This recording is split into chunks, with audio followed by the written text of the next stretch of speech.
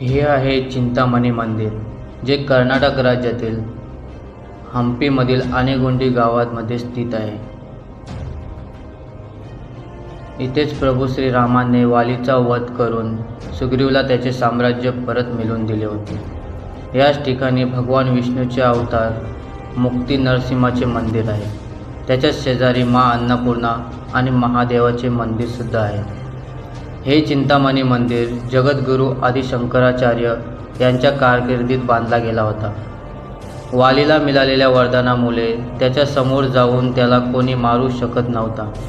त्यामुळे याच चिंतामणी गुफेत भगवान राम, लक्ष्मण, सुग्रीव आणि हनुमानजींनी युद्ध होण्याआधी याच ठिकाणी वालीला हरवण्याची योजना आखली होती. गुफेच्या बाहेर मोठ्या दगडावर प्रभू श्रीरामांच्या चरणाचे निशाण आणि धनुष्यबाण नजरेस